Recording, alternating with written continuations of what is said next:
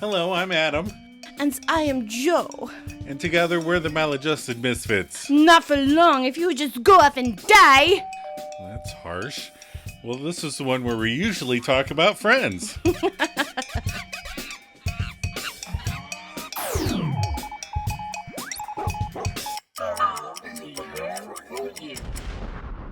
Hello. Hello. Hopefully people know that I don't want you to die. That has to do with... No, that's a joke for the movie. I asked you to say that for our opening bit. All right. Thanks for joining us and welcome to our second bonus episode. Yeah, this is the one with the whole 9 yards. Aw, you made it a Friends reference. I did, because that's what we do here. It is. All right, so we're doing this movie because we're finishing off the season with a movie starring one of our friends. Right, bonus episode. That's right. So We're doing a movie with Matthew Perry. Yeah. So after every season, one of our bonus episodes will be a movie with one of our friends in it. That's right. Like Scream or Romeo and Michelle we might do next year. Yep. We decided to start with the whole 9 yards because of Matthew Perry. Yep. Maybe we'll end with Ed. Oh, no.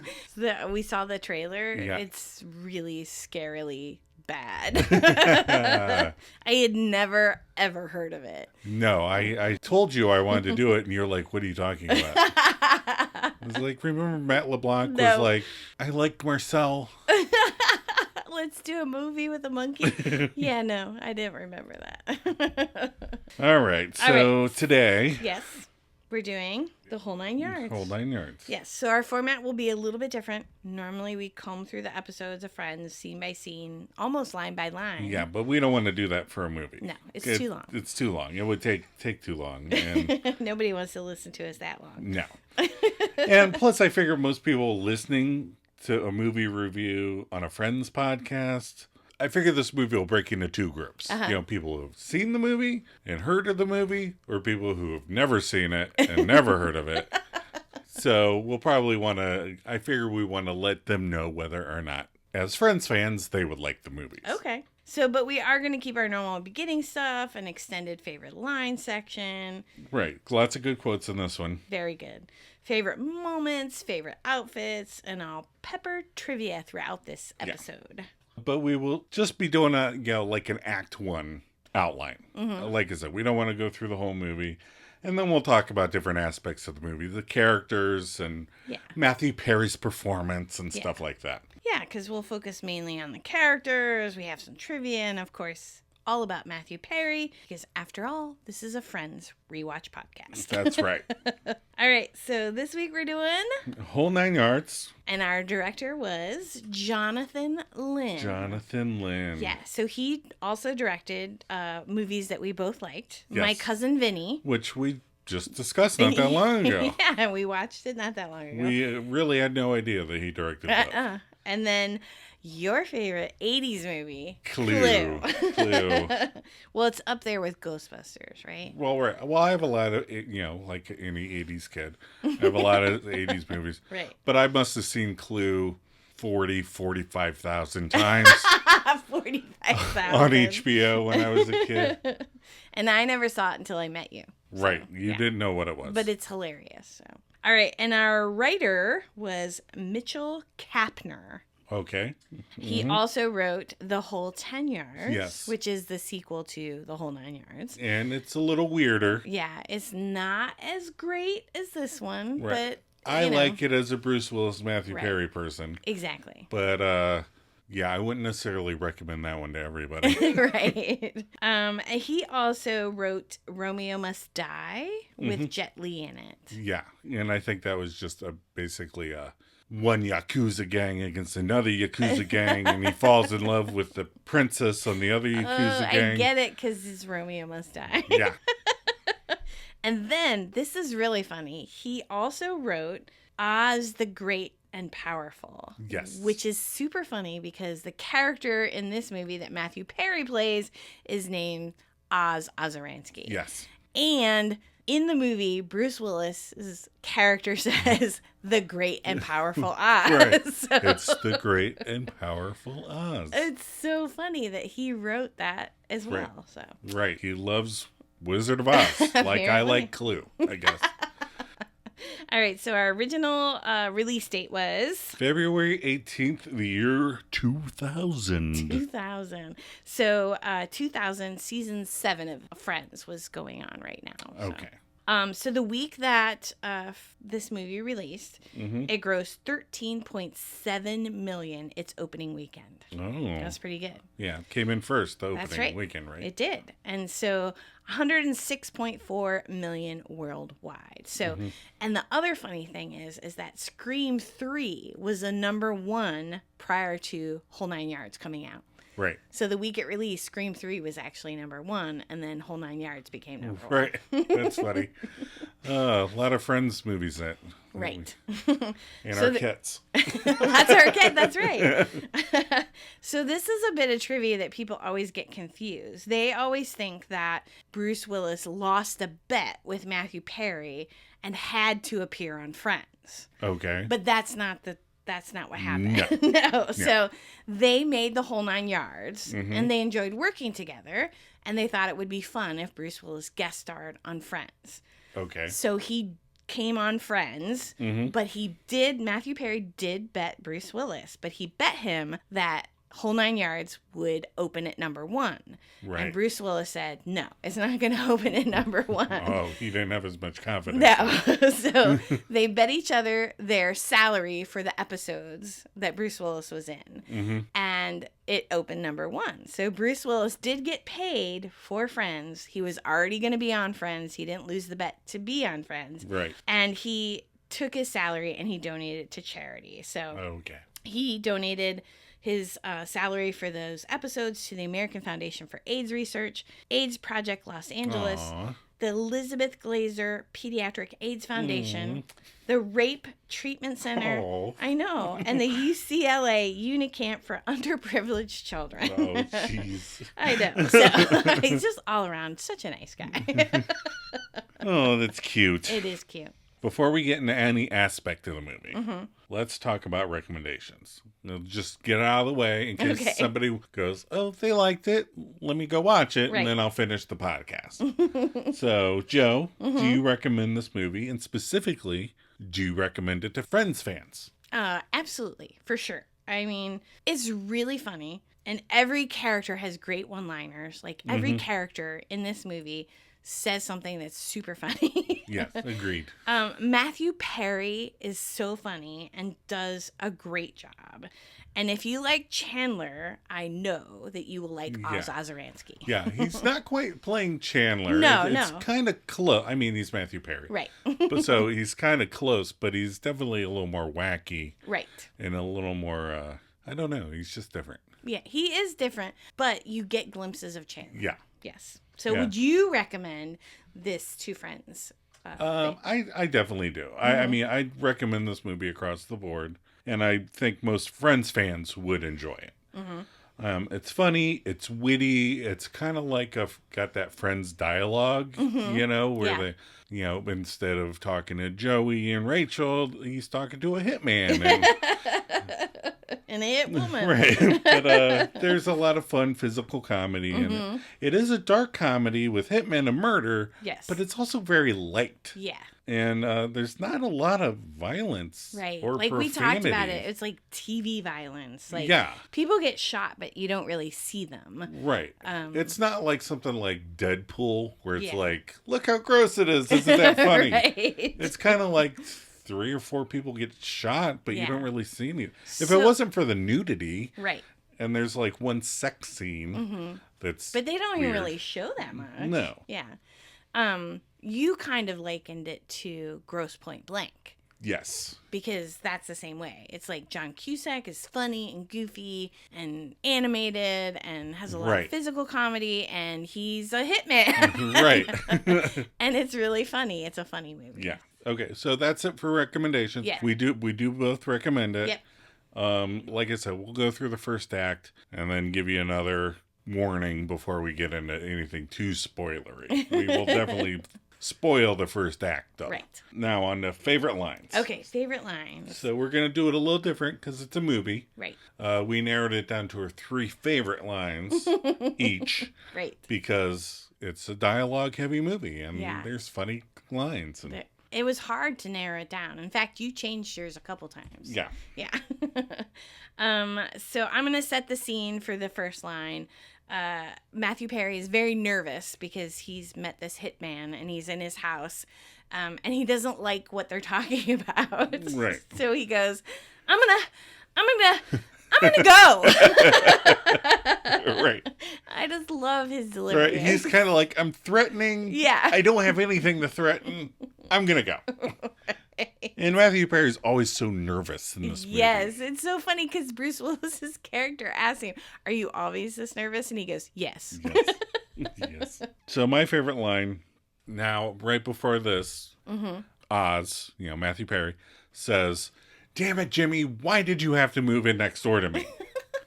Bruce Willis replies, "Oz, do you know what kind of soil they have in this backyard? I've been here 2 days. I've already got little tomato plants this big." And then Matthew Perry goes, "Oh my God." I love that.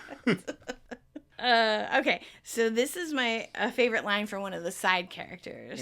Kevin Pollak plays the head of this. It's called the Gogolak Gang. Right. His name is Yanni Gogolak, which just is funny to say. Out of Chicago. Gogolak Gang out of Chicago. But he has this weird speech impediment. I don't even know how to describe it, but he says, like, his W's are V's and his V's are W's. And he takes weird pauses. Yeah, it's so funny. But one of my favorite lines that he says is Matthew Perry's about to leave the room, and he goes, "Don't blong." And Matthew goes, "Don't blong." He goes, "Don't be long." I don't think there's a week that goes by in our lives where Yes. one of us doesn't say don't blong blong to somebody. It's one of our standard lines that we say Yes. quite often to one another. I'm going to go with another Oz line. This is, he's on the phone with Jimmy and they're fighting during this point in the movie. And he goes, he's a little upset. I've managed to upset a mass murderer. That's a fun one. It tickles me. So my last favorite line is by Amanda Peet, who plays Jill. She doesn't have a last name. No. But she's Oz's assistant at his dental practice. Right. And they're having lunch, and she goes, "Your wife is not a nice person, Oz." Just stating it flat out. We'll get to how bad Sophie, the wife, is. Right. But it's just her delivery is really funny. And she's just so point blank about it. Right. She's not a nice person. Well, she starts off the conversation by saying, "Divorce the bitch." And some lady behind her turns around and looks at her. Yeah. So you know how she feels about her. Yeah. Okay, so I'm going to do a Kevin Pollak line this time. Okay. So this is our last of the favorite lines. So he's talking about Jimmy Tedeschi, Bruce Willis's character. And he wants him dead because he did get his father put in jail. Right. So he's like, "We're talking about someone, screw it at, something that doesn't deserve to be breathing the air." Every single time we watch this movie and he says that line, we both crack up. It's just so funny, that pause. Well, the air. The shouting some words and not other words. And then he takes a little pause before the air. It gets me every fucking time. All right. Now we're going to do favorite moments in the movie, which was really hard because there's so many. There's a lot of really good moments. Yes. But, so. Like, there's a moment toward the end. This did not make my top spot. But there's a moment toward the end that you love where Bruce Willis tosses Matthew Perry a beer. And they're standing on the front of the boat. And Matthew Perry is still in shock, and just the beer just flies past him into the water. Yeah, every time he does it, I just crack up because it's so funny. Because he's so calm, and Matthew Perry's like, "What the fuck is going on?" All right, so my favorite moment actually comes after one of my favorite lines where he goes, I'm going to go, right? Yeah. So he goes to leave, and again, he's very flustered, nervous. He doesn't like what's going on. Not at all. And he goes up to the sliding glass door, and he goes, and he's pulling at it and twisting it, and he goes, Does this slide? And he can't get the door open. He's so frustrated. Stupid sliding doors are all different. So my favorite moment is when Michael Clark Duncan is in the movie. You know, we'll get to all the characters. You know, we'll go through them all as we go. But Michael Clark Duncan plays Frankie Figs. And, you know, Michael Clark Duncan, huge black guy, 6'5". Right.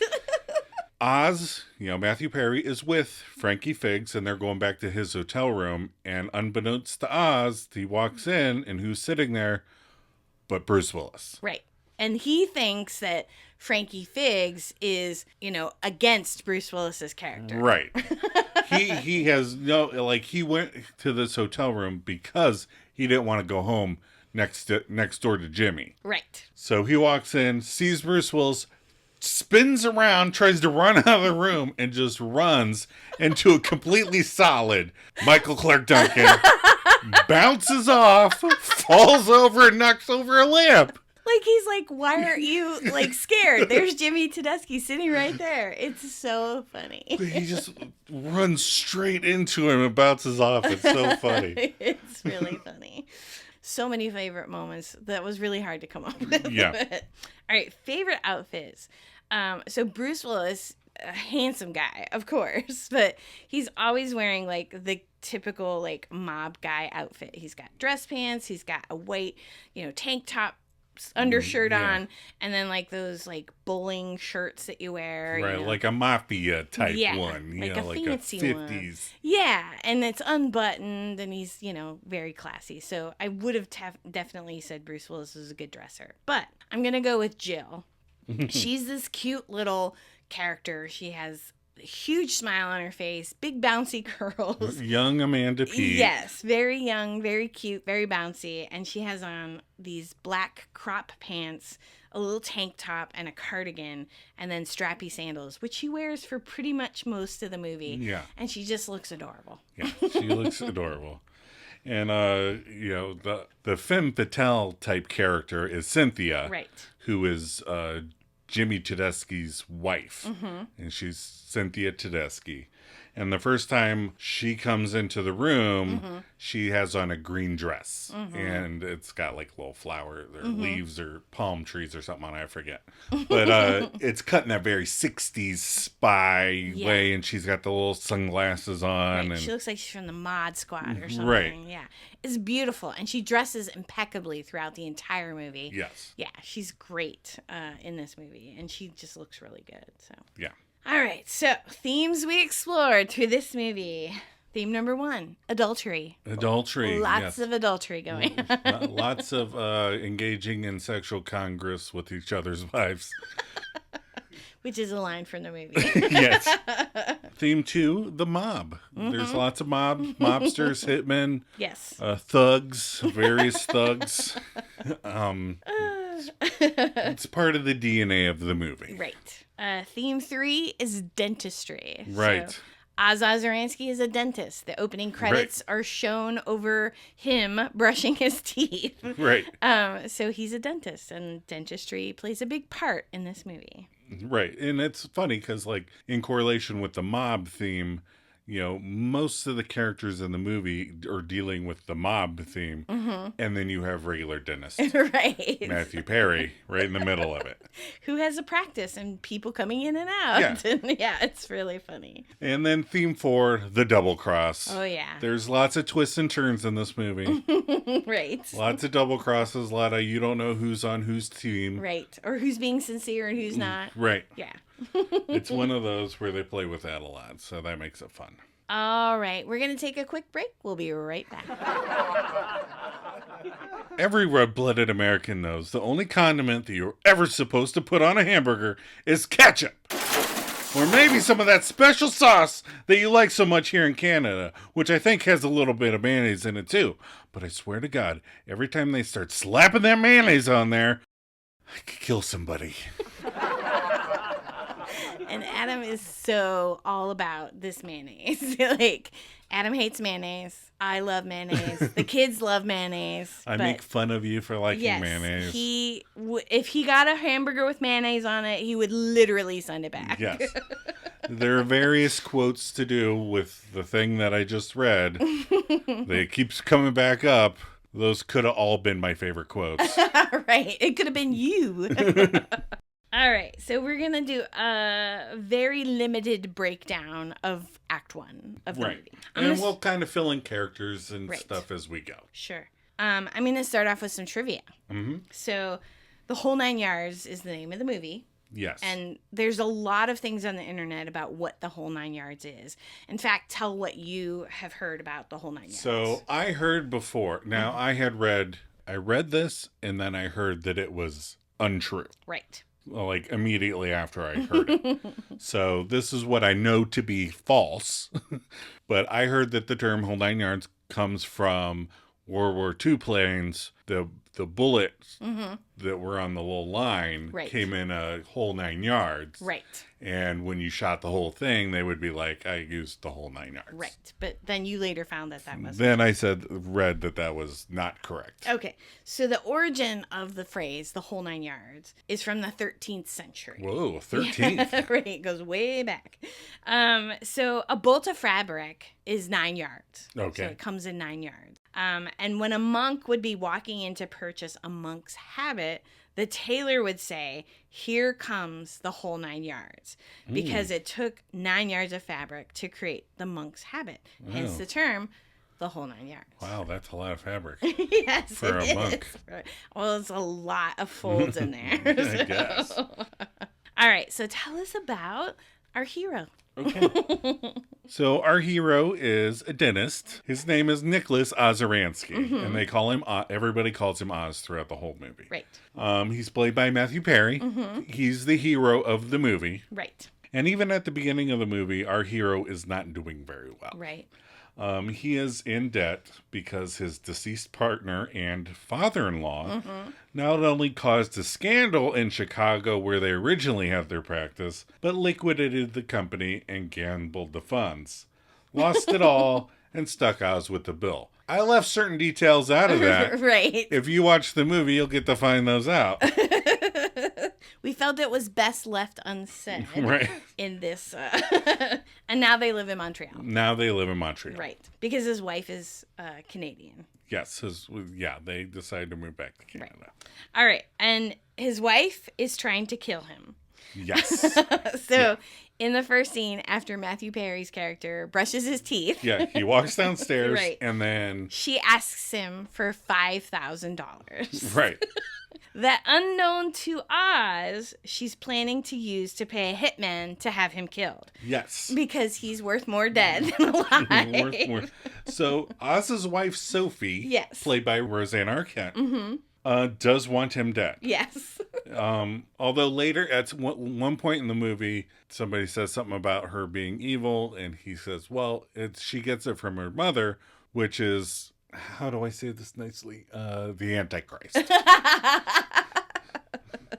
Yes, he calls her the Antichrist. Yes. So Oz is miserable from the get-go.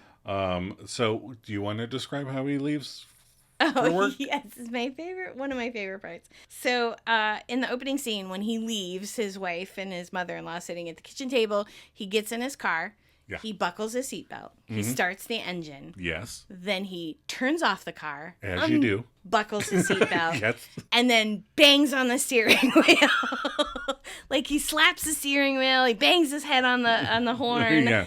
And then he sits back up, buckles his seatbelt, starts the car again, drives like maybe 3 feet. Right to the end of the driveway. Turns off the car, unbuckles his seatbelt, and bangs his head on the steering wheel again. He is so sad. In fact, when he walks into the dentist office, he looks sadder than Ross. Yeah. Which is pretty fucking sad. Right. He does. He makes Ross look like he's terribly happy in the beginning of episode 1. So he goes to work, and his new receptionist is there, Jill. This is the Amanda Peet character. Right. they go to lunch, and that's when she tells him to quote unquote divorce the bitch. Yes.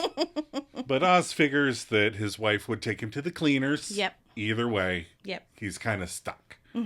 So then later, Oz comes home to find moving trucks and a new neighbor in the driveway right next door to his house. Right. And he goes to introduce himself to the new neighbor, and this new neighbor, who is Bruce Willis, introduces himself as Jimmy Jones. Right, which is a big red flag right there. Right.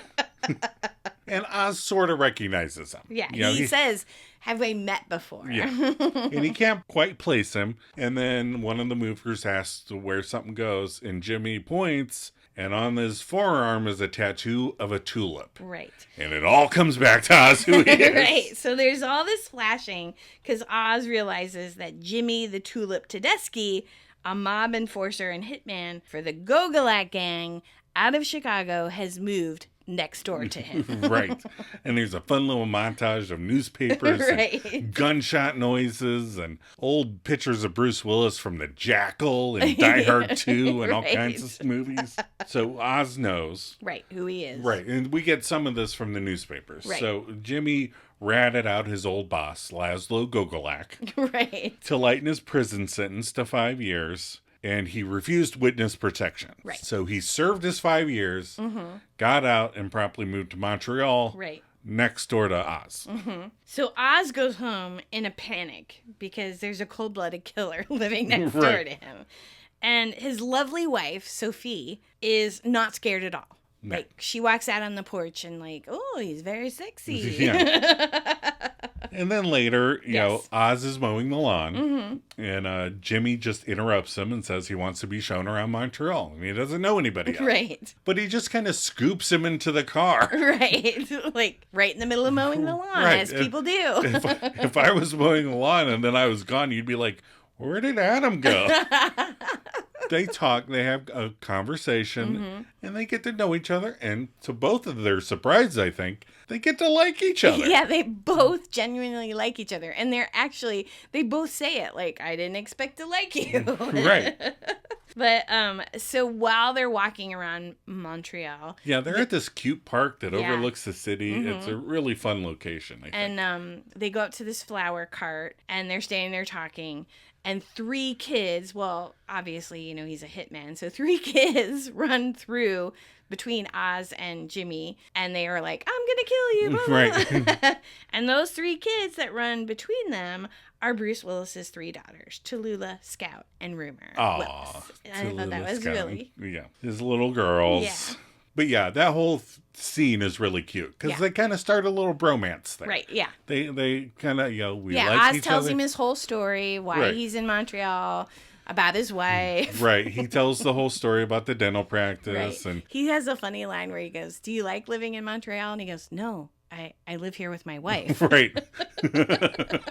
And Bruce Willis giggles at that. But then he drops Oz back off at home. Right. And so Oz goes in. And Sophia's there, and she says she wants him to go back to Chicago to see if there's a finder's fee on the murder contract the Gogolak gang Do has. a little bit more of the fun French voice while you're doing this. Because she's French-Canadian, so she's got a little French accent. Yeah, so she's, go see if there's a finder's fee. I can't do it. I apologize to all of my French listeners. But anyhow, she sends him back to Chicago because she wants to see if there's a price on his head and if he could get a finder's fee for telling them where he is. Right. She even buys Oz a ticket and then drives him to the airport. Right. And Oz just goes to pacify her. Right. He has no intention of doing this. No. He kind of likes him. Right. And like I say, he's like, he paid his debt to society. He went to jail. Right. Whatever deal he worked out, that's between them. Right. But after dropping Oz off at the airport, Sophie, our lovely little wife, goes racing past their home straight to Jimmy's house. Right. And tells him that Oz went to Chicago to rat him out. Because she wants Oz dead. So she thinks if she tells Jimmy, Jimmy will kill Oz. Right. She doesn't care. She's already hired one hitman. Right. Which we'll get to. But she's just trying to get him killed. Right. All over the place. It's kind of terrifying. But it's done so funny. Right. And Bruce Willis just kind of smiles at her like, I don't know. Which he also says the line to later to Oz, your wife's not a nice person. Right. Everybody tells him, your wife's not a nice person. So Oz is in Chicago, and he ends up going to see some old reporter friend of his. And he tells him about Jimmy the Tulip thing, but he assures him he's not going to do anything about it. Right. So this movie takes place in Chicago, and there's a lot of jazz music, which I love. Like, I love jazz music. And so the blues song or the jazz song that plays as Oz arrives in Chicago and meets with his friend at the Oyster Bar is performed by Bruce Willis and his band. Yeah. And the harmonica solo featured in the song is played by Bruce Willis himself. Bruce Willis, yes. Yeah. I actually recognized the song the first time we saw it because I was a huge Moonlighting nerd, Bruce Willis fan. Right. And I owned both of his cassette tapes. That's dating you. So when that started playing, I was like, oh, that's 10th Avenue Tango. But back in Oz's hotel, as soon as he leaves his friend at lunch, he goes back to his hotel room, and all 6 feet 5 inches of big black Michael Clark Duncan playing Frankie Figs is sitting there in his hotel room. And he's immediately like backs up. He's like, am I in the wrong room? I think I'm in the wrong room. And he's like, what room do you think you're in? And he says the name. He's like, nope, you're in the right room. So Frankie Figs, Michael Clark Duncan, takes a few minutes to, let's say, convince Matthew Perry to tell Yanni Gogolak where he can find Jimmy Tudesky. Right. So it's so funny because when he walks into the room and he starts saying, you know where Jimmy Tudesky is, and Matthew Perry's character goes, did Dave talk to you? Did you talk to Dave, which is his friend that he met at the Oyster Bar? Who's Dave? And he goes, for all intents and purposes, there is no Dave. For this discussion, there's no such thing as Dave. I just love it. So they go to Yanni Gogolak, which the name is just hilarious to say. But anyway, it's just fun. He's played by Kevin Pollak, who you don't normally think of as a comedian, but he's really funny. No, he was a comedian. I know, but the movies that I saw him in, he was not a comedian. He was not a comedian. So you saw him in... I saw him in A Few Good Men. A Few Good Men. Yeah. And he's not very funny in A Few Good Men. No, he's a very straight character in that. So when they... you see his name in the credits, you're like, oh, all right. But he's super funny. But anyway, he has lots of fun with this mob boss character and how he talks. He has this lisp, like I said before. He has these weird pauses. He has these real loud moments. Right, he's always scratching his face. He's always doing something fun. He takes it to a completely fun place. Right. And people he says stuff and people question what he says all the time. Yeah, everybody in the movie looks at him like, what? What did you just say? All right. So it's in the scene with Yanni and Frankie. Frankie takes him to see Yanni, and they're at the little mob compound. It looks like straight out of Godfather. But this is where we're introduced to Jimmy's wife, Cynthia, played by Natasha Henstridge. Right. And later, Oz will admit that from the first moment he saw her, he thought she was the most beautiful woman that he'd ever seen. He has a major crush on Cynthia. And she's gorgeous. I mean, she's gorgeous. When she walks in, you're like, whoa. She's like that Hollywood movie star. She's very poised. She's very tall. Very blonde, very shapely. Yeah, she's great. Yanni has Cynthia to set them up for this second act. But go ahead. Right. And he finds out that, she's Jimmy's wife. Right. But And I mean, that's the Act 1 setup. Yeah. I mean, there's spouses, there's monsters, there's killers, there's a bromance. Twists and turns ensue. So the biggest twist is probably that this becomes a rom-com. Yeah. At the end, it's a very romantic comedy. It's a very romantic. There's all kinds of romances going on. And it ends very cute. Yes, it does. For a movie that starts off with a woman torturing her husband and asking him to give her the money she's going to pay a hitman, it ends so cute. All right, so we're going to do some trivia. We're going to talk about the characters. We may get into some of the end of the movie, some spoilers. So if you want to stop now, watch a movie, and come back, now would be the point to do that. That's right. And we're going to take a quick break, and we'll be right back.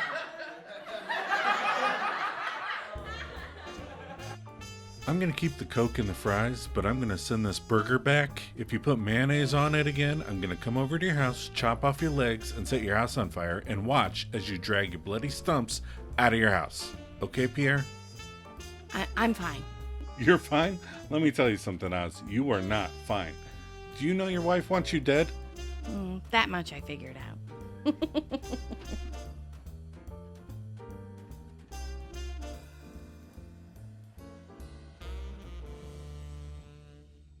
We're back. We're back.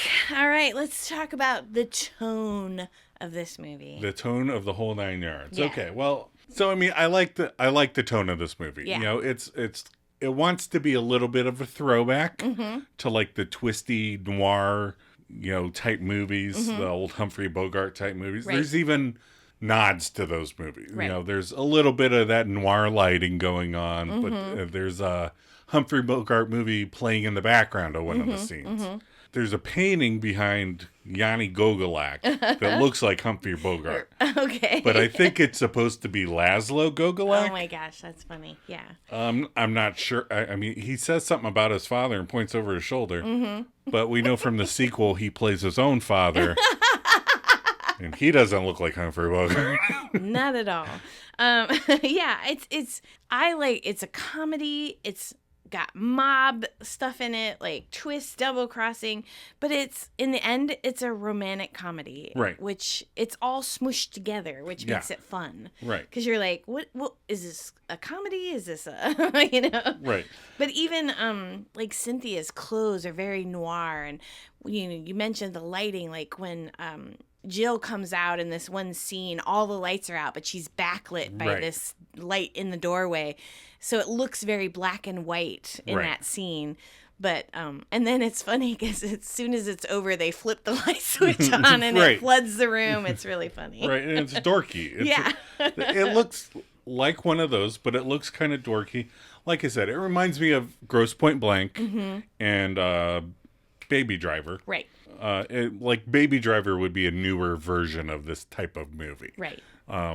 It's not as violent as Baby Driver. It's not as slick, but it's because the movie's about Oz. Right. And Oz is dorky. Right, he is. and even his clothes are dorky. Like, right. We talked about clothes earlier, and you talked about Bruce Willis looking cool. Yeah. But Matthew Perry has on really ill-fitting khakis. Right. Like a blue shirt that he just pulled off the rack somewhere. Right. It looks like he walked into Gap and pulled the first thing off the rack and said, "This is my uniform." Right. Because at the beginning of the movie, he's miserable. He's almost given up. So he looks like that. Right. And like you said, there's fart jokes. There's flies. Fly jokes. Yeah. There's not a lot of, there is some nudity, but there's not a lot of it. There's one scene that has, prolific sex, but it lasts for like 30 seconds before. And even that is funny because the guy that she's having sex with is hysterical. Right. And she's clothed. Right. She's fully clothed. Right. That's not the sex scene is not the nude scene. No, which is weird. Right. But I feel like this movie could really get by with a PG-13 rating if they would have just shot a couple scenes a little bit differently. Right. Because it's right on that, like I said, it's that dark comedy about people getting killed, but it's very lighthearted with fart jokes and fly jokes. And not being able to open the sliding glass door. Right. And again, it reminds me of Clue because it's very dialogue. Right. You know, it's very intricate in the plot in that kind of way. And very dialogue heavy, very fast paced, and a lot of physical comedy. Yeah. It's just an all around fun movie. Yeah. And tone wise, I think reflects that. Yeah. If I was a movie producer and was making the movie, I would have made it a little more flashy. Okay. But other than that, I think that's my only complaint about it. Okay. I think some people might look at it and visually think it's a little flat. Yeah. But locations, we had fun locations. We have Chicago and Montreal, and Montreal is one of those cities that they use as a stand-in for New York and stuff in other movies. But it's fun to just see somebody use it as Montreal. Right. And we get a couple good locations. When they're at the park and they're overlooking the city, that's a really fun scene. And, I like when movies use locations like that. Yeah. And we get a lot of fun Canadian stuff. We get a lot of Canadian jokes and Canadian cops. And Canadian dental patients. Right. Yeah, it's the location. And a bunch of people with French-Canadian accents. Right, and it changes it up a little bit. So speaking of the flies earlier, the fly jokes and stuff, apparently the house that they rented for Jimmy Tedeschi's house that were right next door to each other. Jimmy Tedeschi's house, for some reason, was infested with flies. There was no explanation as to why. In reality, there was flies, right. So when they were making the movie, the director incorporated fly jokes into the movie. So there's this one hysterical scene where Bruce Willis is talking and a fly buzzes by him and he catches it with his hand, sucks it into his mouth, and then spits it out. And Oz is looking at him like, what the fuck just happened? So, and he just continues on talking with what he was saying. He picks back up his conversation like nothing happened. So. Oh, it's so funny. And I think Yanni or somebody is dying and they blow a fly off their face. Right. But yeah, they have a lot of fun with locations and tone and that kind of stuff. So side characters, we talked a little bit about cops, and there's mob thugs and an evil mother-in-law. Right. Even the mob thugs get a couple jokes. It's funny. Right. But this is a movie where nearly everybody that's given screen time does something funny. Right. Like I said, the cops are great. Right. There's a teenage girl that gives her mother a look when Jill is on the phone with Oz. And Jill is talking about, Oz, you need to get laid. Right. You need to... Call me after. Call me during.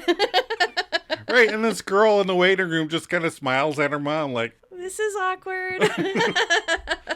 And it's funny. Yeah. It's cute. Even his dental patients, the people in his chair. So there's 2 or 3 dental patients in his chair throughout the movie. And they're funny. Every character is well cast and they play the hell out of it.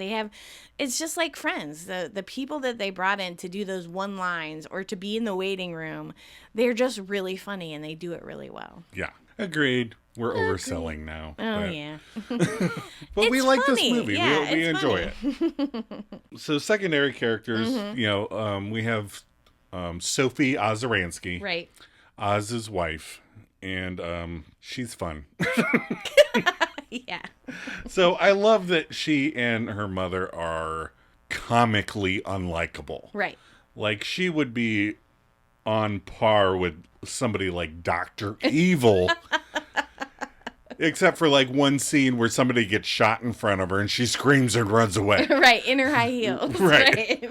Yeah, Rosanna Arquette plays Sophie really well. She's funny. She's a chain smoker. She wears skimpy tight clothes. She has this thick Canadian French accent. And she pulls it off. I mean, every scene where she talks and interacts with somebody, she's really funny. Yeah. And there's a funny, hysterical scene with the cops at the end of the movie, and she does the Jill part. Yeah, she does. Friends. She does this fake cry, and she even looks through her hands and then does it again. And the cops are rolling their eyes. Yeah, it's so funny. Oh my gosh, she's so funny. My only issue with Sophie is that I have no clue as to how her and Oz got married. Yeah. She's just so bad. I can only assume that, she's so pretty and like sexy and stuff that, Right. Oz was overcome and, whoopah!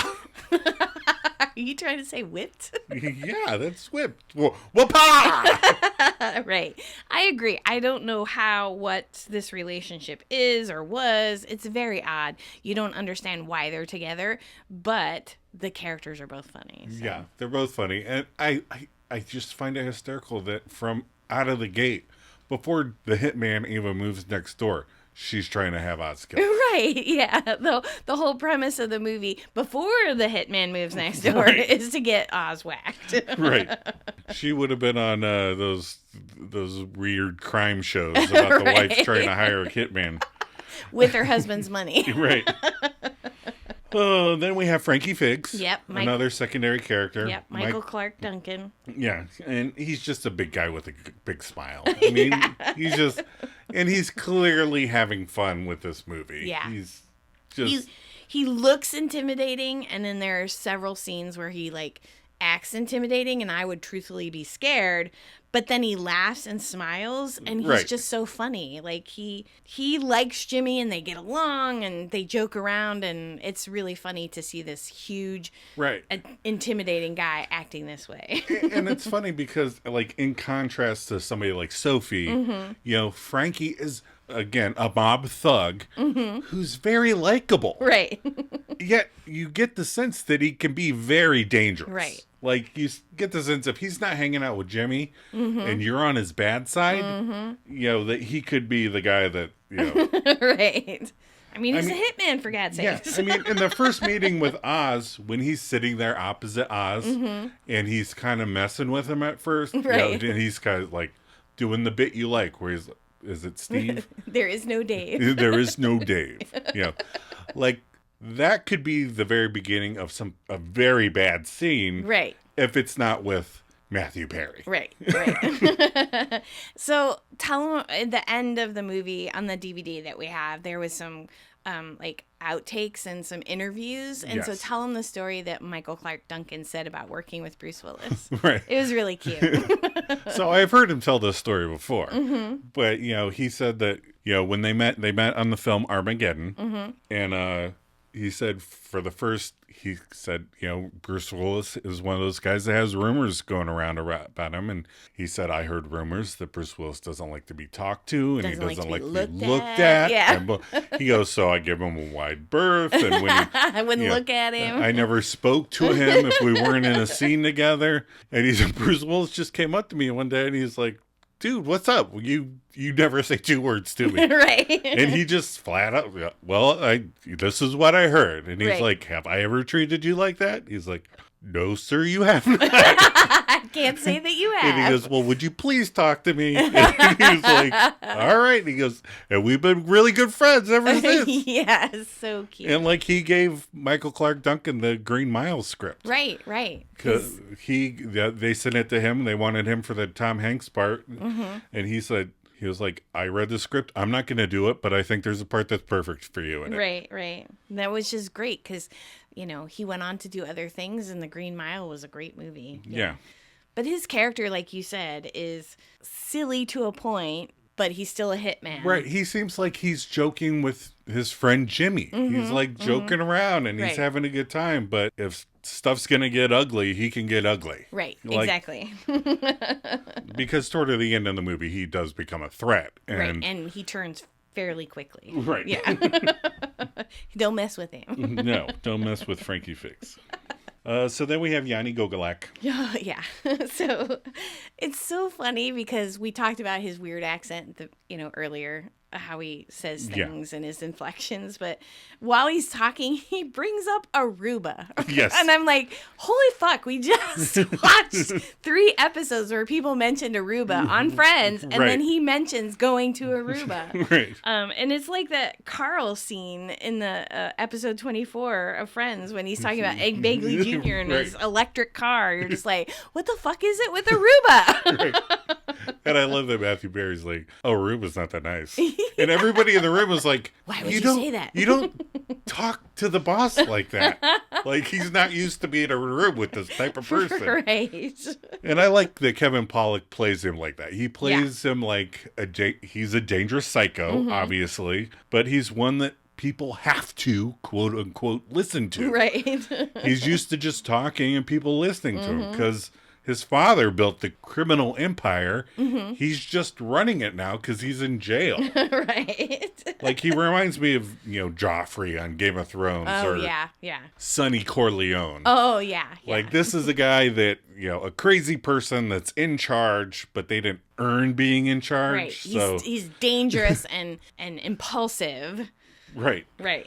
But they're not really good on the thinky bits, so they're not going to be in charge for very long. The thinky bits.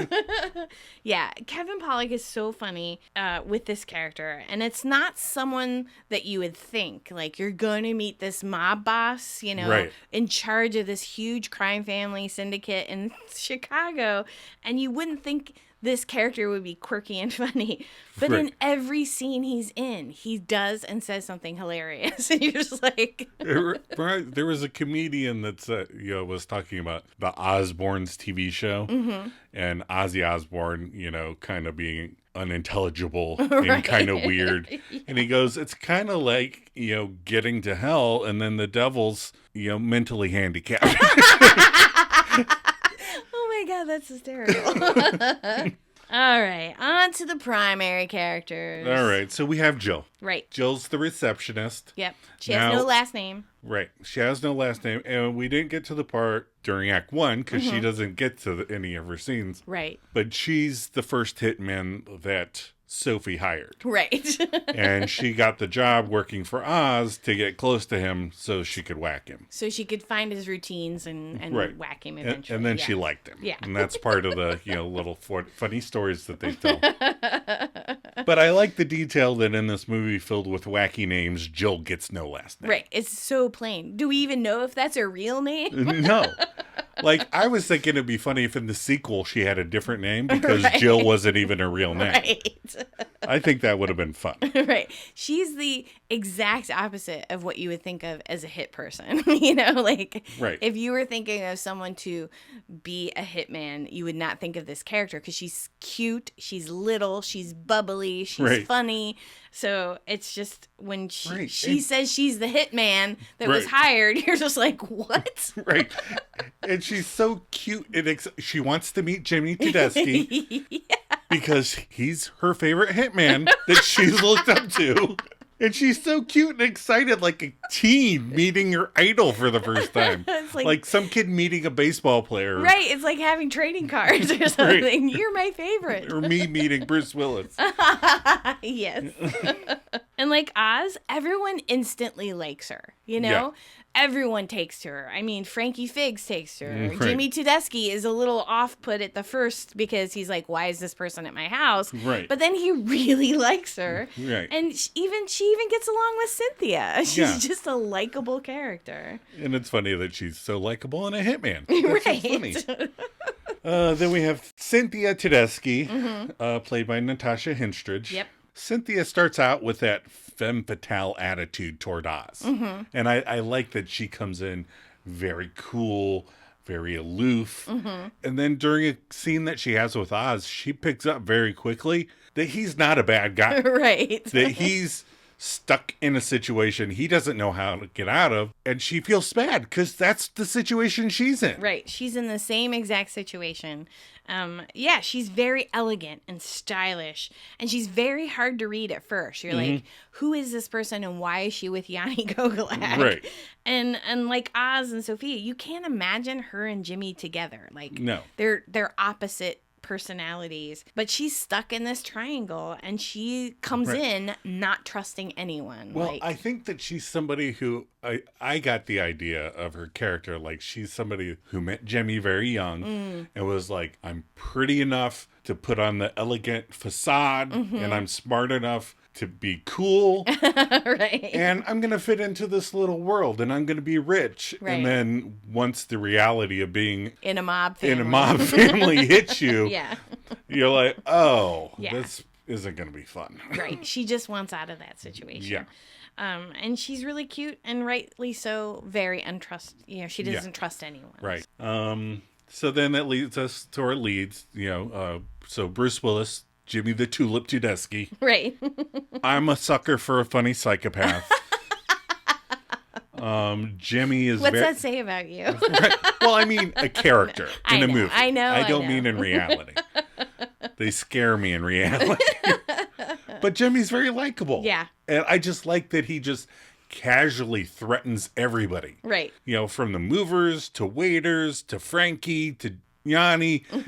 He threatens everybody all the time. Right. Because that's who he is. But he does it in such a nice way. Yeah, because when he and Oz are like walking around Montreal and talking, he's really nice and laid back. And you can see on his face like how he goes from like, I don't know who this guy is, to I really like this guy. I want to hang out with him. Right.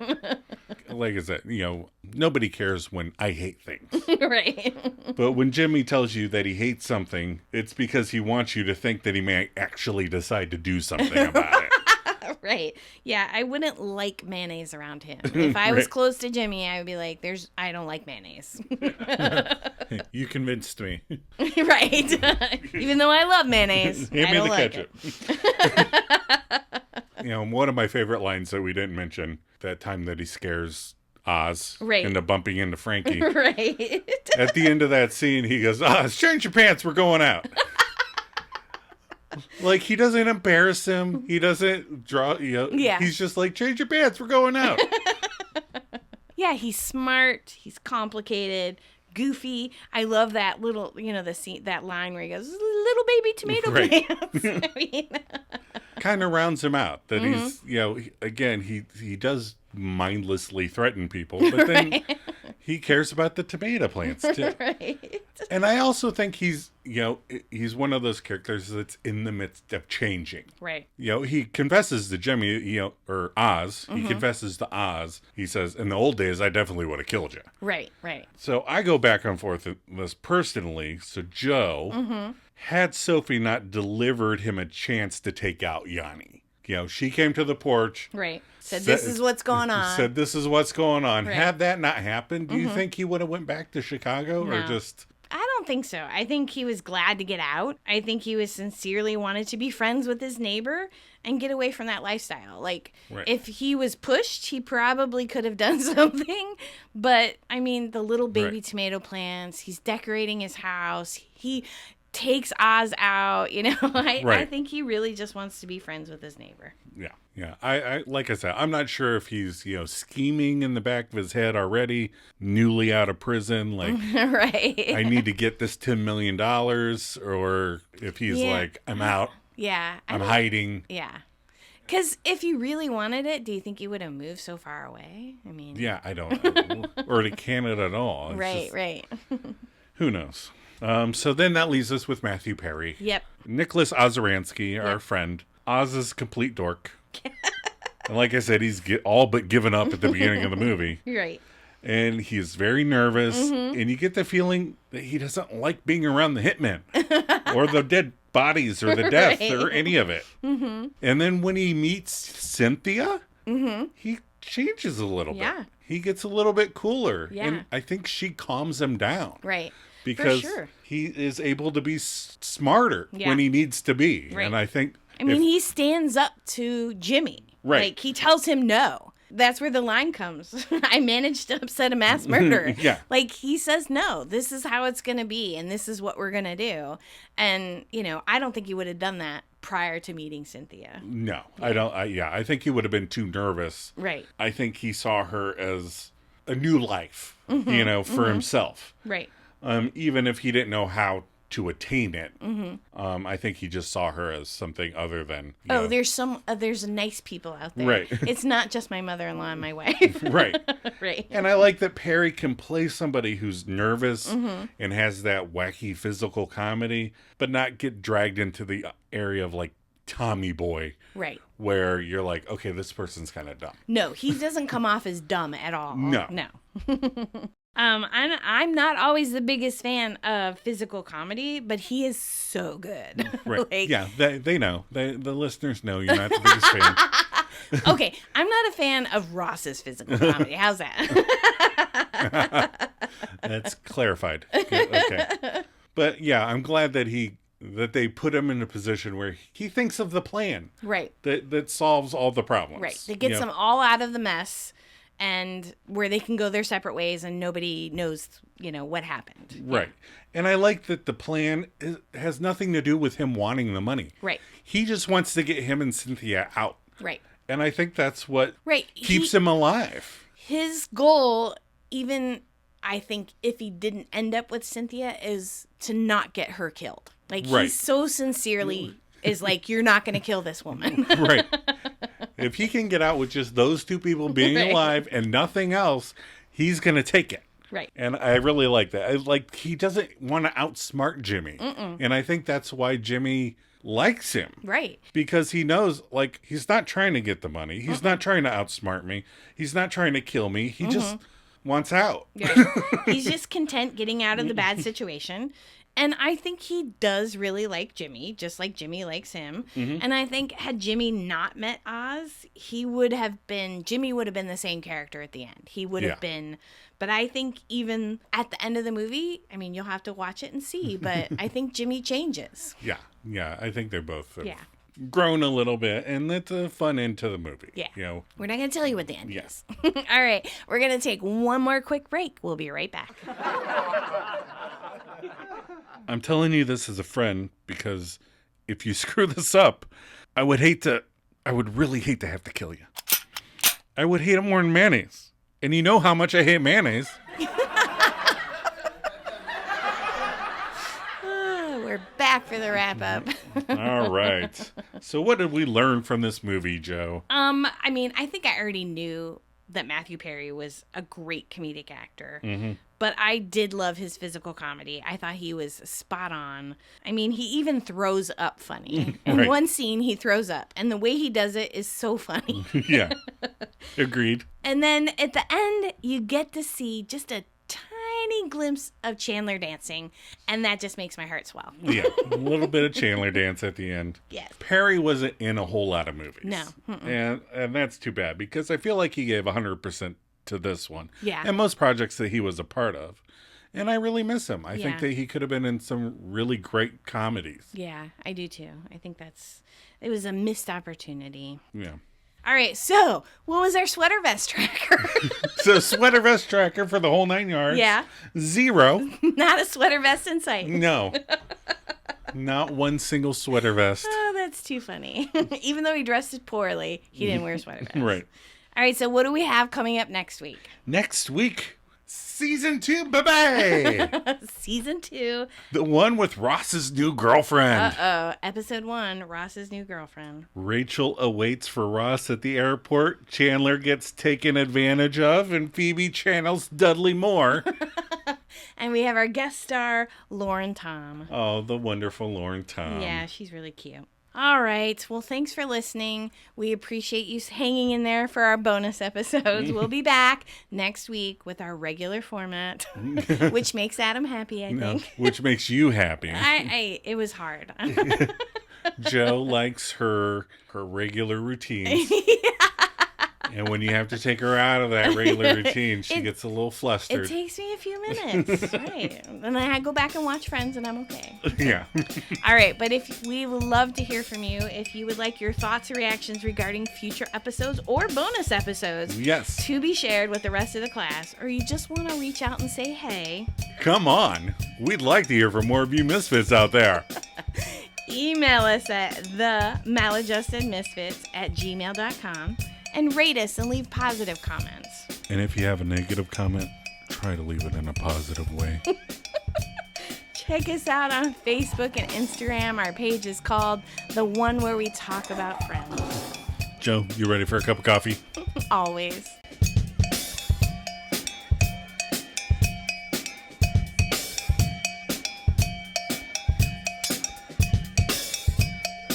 It's not important how many people I've killed.